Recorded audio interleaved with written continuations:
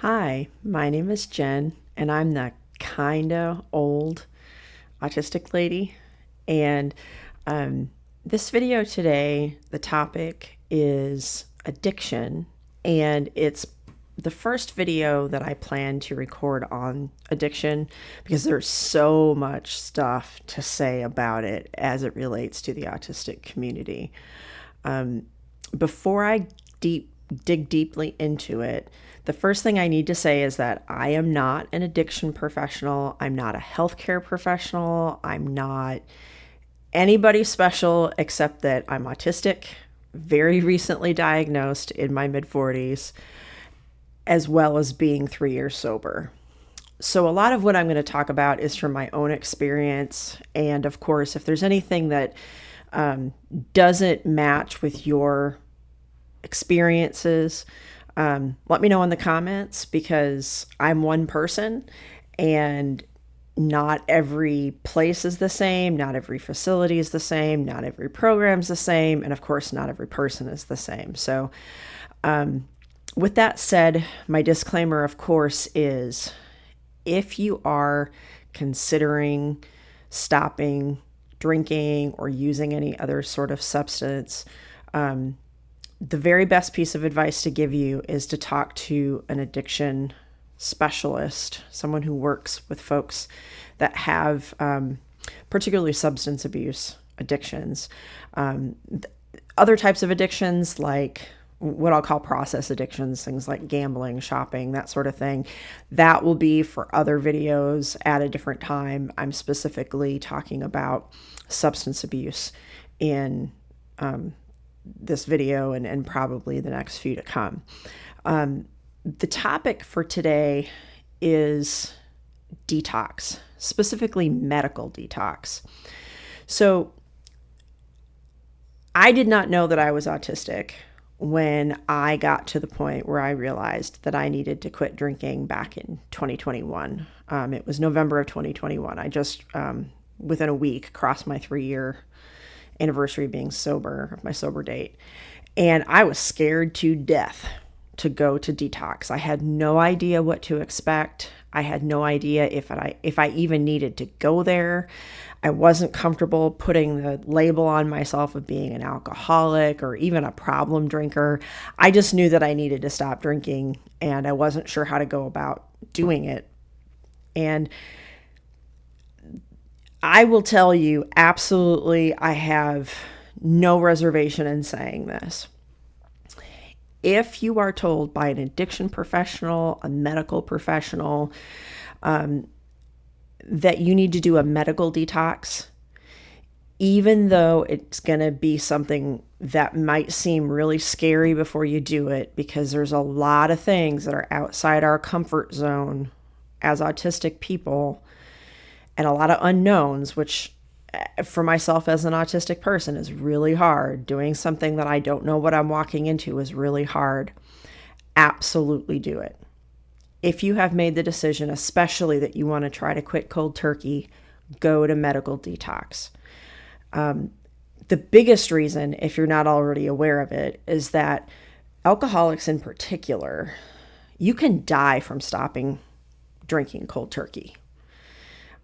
Even if you've already stopped cold turkey at some other point in your past and didn't have any problems, it can still happen because your body is different now. Maybe your level of drinking is different now. The rate at which you process, substances may be different. The amount of food you're consuming may be different. I know for a lot of alcoholics in particular, tend to be on one extreme or the other. Either, like myself, I binge ate when I drank. So I actually gained a lot of weight drinking. But a lot of other folks, in particular with drinking and definitely with other drugs, lose a lot of weight because it becomes this thing where the only thing you consume basically is alcohol or drugs at a certain point. But you absolutely can die from it. And you have no way of knowing if that would be you or if it would not be you. So, you could have seizures. There could be other things that could be complications. So a medical detox is absolutely necessary if an addiction specialist or like a primary care doctor or general practitioner tells you that that's the route you need to go. Absolutely listen to them. Your life is too important to gamble with that way. So that's the first thing. The second thing is, don't feel like you have to go to detox having, if you can't drive, find somebody to take you. Okay. Because if you have so much of it in your system at the time, it's very common that people make the decision to go to detox and then they sort of do like one last hurrah and they drink a lot or they consume a lot of drugs, use a lot of drugs, almost as like a last ditch. I'm going to go out with a bang before I have to change my life. If you've done that, I'm not making a judgment on that at all, because only you know your own life and your own experiences. But don't let being in that state, if you start to have regret, don't say, hey, I'm going to put this off another day because I'm too drunk to go to rehab or I'm too high to go to rehab. That's what they're there for. That's what they're trained to do. So don't let that get in the way. If you've made that decision that that's what's right for you. Okay. I'm not here to convince anybody that they're drinking too much or using too much. Only you can know that. And only the people in your life can help you understand if that's something that you need guidance on. Okay. I'm not preaching here, because I, for a long, long time, was a closet drinker. I'm autistic. I didn't realize I was autistic. That means that I wasn't necessarily going out and going to bars and being around a bunch of people. And, I hate noise. I hate people for the most part. I was sitting at home drinking by myself. And my husband doesn't drink, never has. He didn't care that I was drinking. He didn't really totally understand how bad my drinking was, because he just really didn't have much experience with it. And I held my liquor really well. I was a functional alcoholic. I worked the entire time. My whole measure was if I could continue to work, I didn't have a problem. And how I ended up going to rehab and to detox was my mental health. It took a nosedive. It was during COVID. In 2021, when the Delta variant of COVID was really bad and people were dying like crazy in India that you would see on the news. So COVID was still kind of a scary thing, but it wasn't as scary in the US as it had been a few months prior, to where when I went to detox and rehab, it wasn't like I had to just stay in a room by myself, because I do know people that went through detox and that was what it was, because COVID.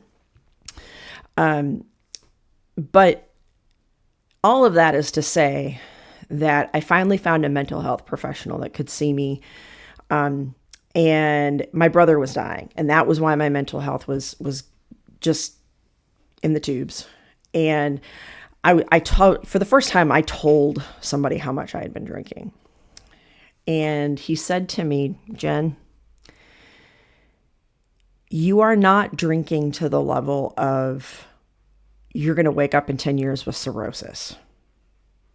You're drinking to the level that tomorrow you could not wake up. Go to rehab today. And that's what I did. And it was really, honestly, outside of marrying my husband, was probably the best decision I ever made. But there are a few things that I want to talk about, particularly with detox, that I think are specific to our community, because when you don't know what you're walking into, it's easy to say, I don't want to do that because I don't know what it's going to be. I don't know if I can get away, if it's too loud or too bright, or, if I'm overwhelmed, or if I have a meltdown, how are people going to respond? And, there's all these things that we deal with as autistic people that can get in the way in terms of our own fears to making that kind of a change. Because let's face it, addiction is rampant with autistic folks. There's lots of reasons for it, and I'm sure at some point that's a topic that I'll dive into a little bit deeper. But at the end of the day, we have lots of reasons for abusing substances, and a whole lot of it has to do with I think our isolation and social rejection and unemployment or underemployment or loss of a support person or, on and on and on. But I do want to give a few pieces of information that might be helpful if you're considering going, as well as just a few tips. So if you're like me and you're kind of old, my experience was there are really two groups of people that tend to go to rehab right now. This has been replayed over and over again with other experiences that I've had in the addiction community since then. There tend to be people my age and older, and a whole lot of us are alcoholics or maybe like heroin users or, coke users or something. But the vast majority of people that I've met, just because I haven't spent as much time like in the NA community and stuff, are alcoholics. And the younger people tend to be on fentanyl, or they're on a different drug like meth that's being cut with fentanyl, or a different opioid that's being cut with fentanyl. And a lot of them don't even realize that they're addicted to fentanyl. They think they've been buying, meth or, hydrocodone or something from people, and it's definitely being cut with fentanyl. So it's scary because I've known several people that have overdosed and died off of fentanyl. It's scary. It really is. But you're not going to be the only person that's my age or older in rehab. I guarantee it. Or in detox. Now, the type of facility you detox in could be different. I was inpatient for a month. But when I say inpatient, I don't mean like in a psychiatric hospital or even in a hospital environment. It was a residential treatment facility, so it wasn't like I was in a hospital bed or anything like that. But one thing that's really important to know that I didn't know that really, really freaked me out until I found out it wasn't going to apply to me is they take your clothes. And at the place I was at anyway, they gave you sort of standard issue clothes with like a t-shirt that had the logo of the facility on it and like these burgundy sweatpants. And it was what the first night everybody was in. And the reason is because they launder everybody's clothes before their clothes have a chance to mingle with other people's stuff.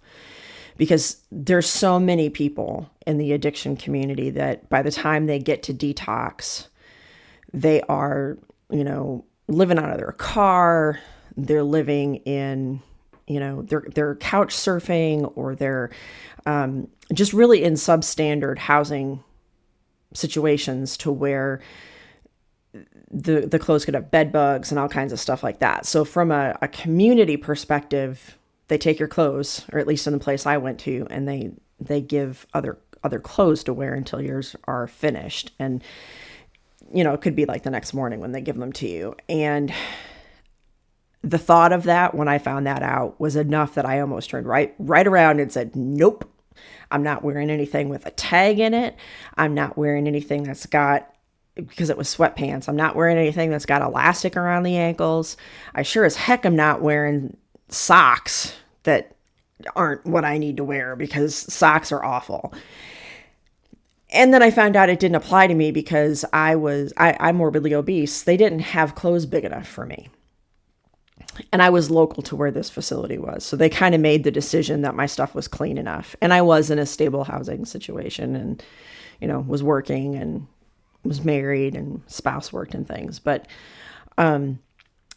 if you are thinking about going to detox or going to residential treatment, if you have, I'm not even going to say a support person at this point, because I'm going to say whoever's going to help you through the process here, because even if you don't have a quote unquote support person, you're going to have somebody that's going to be helping you with stuff. Like in my case, it was a month. So I had to have somebody that, like my husband, for example, that was going to make sure our bills got paid and our mail got opened, and our, if there were utilities I was used to paying, that those wouldn't fall through the cracks, things like that, as well as like dropping you off and all that kind of stuff. If you know that you're going to do this and it's at least a day in advance and you're going to go, ask if they're going to take your clothes like that. And if they are, have your support person drop off some clothes so that those can be laundered prior to you getting there, so that you can wear your own stuff and be comfortable, because it's way more important that you're there and you have a medical detox and that you survive the detox and that you get the treatment. The other thing that I'll say that really surprised me, actually, I did not have a problem with benzos, and benzos are one of the, my glasses are bothering me. Benzos are one of the medications that, if you don't have a problem with benzos, they use to detox alcoholics with, to make sure you don't have seizures. And if you have a problem with benzos, or there's some other medication or health reasons why you can't, it's not the only choice. It's not the only option that doctors have at their disposal to help you medical detox. But the detox process itself, as an alcoholic on benzos who wasn't used to them, was super easy. I slept for like 3 days. They would wake me up. It'd be time to eat, and I'd eat, and then or they wake me up, it's time to get pills, or they wake me up every couple hours to take my blood pressure, and then I just slept. So the detox process itself wasn't too bad. And if that's the only thing you're going to do there, and you have no intention to stay for any kind of rehab, no intention to do any kind of like intensive outpatient, at least get yourself that far if you've determined that it's time, because it really is worth it. With that said, though, just with like how insurance pays, if insurance is going to pay, if you're at a facility that you're using insurance with, or if you're using public assistance, there are some places that take like Medicaid and stuff. You're probably not going to be sleeping in a room by yourself. Probably going to have to share a room with at least one other person. And that can be challenging as an autistic person, because you don't know this person from Adam, and they might be doing their thing and it might be bugging you. It's still worth it to go. I'm not going to make this video super long. I'm going to kind of wrap it up, because I could talk for a really long time, and it's wiser to break it up into separate videos. But if you're thinking about coming back to the channel and want to hear more on addiction topics, one thing I do want to say that's really important that I want you to know: I am not a 12-step evangelist. Okay, I'm not. If you are, and the 12 steps have helped you in the past, or you know somebody that the 12 steps have really helped in the past, great. Do what works for you. I'm happy for you. Celebrate every win I can with other addicts and other alcoholics, and especially other autistic addicts and alcoholics, because wins are hard to come by. And if it works for you, fantastic. If you're like, oh, hell no, I'm never doing a 12-step program, come back, because I'm going to talk a lot about where I think 12-step programs miss the mark for autistic folks and how they could do better. Personally, I have not worked the 12 steps. I sometimes go to meetings. I also have a group that I drop into that is associated with the treatment facility I went to, but it's not officially like NA or AA. Most of the people there, are in that sort of methodology themselves, and they talk about the program, meaning NA or AA, and working the steps and having sponsors and all that kind of stuff. Every time I talk, or every time I cross a milestone, I remind everybody that I'm not one of those people. And everybody knows that about me, and they're still accepting. Personally, I'm an advocate of kind of a cafeteria approach, or an a la carte approach. if you're neurodivergent, because anytime you have a program, it's meant for the majority of people. And we're sort of not fashioned together as humans like the majority of people for a lot of things. So I will spend some time talking about the 12-step programs, but it's not going to be to push them, and it's not going to be to say, hell no, don't go there. It's going to be to say, okay, with a mix and match kind of style of thing, this is what's worked for me. Here's what hasn't. Here's what I think could be done better, either through NA or AA, or through other autistic folks supporting each other in community, completely outside of 12-step programs. So I thank you for joining me today. I hope you come back, like and subscribe if you want to hear and see more content like this, or the kind of goofier stuff that I post. I'm going to try not to throw just a ton of humor at these, because I think the topic is serious enough that it warrants me not kind of hamming it up.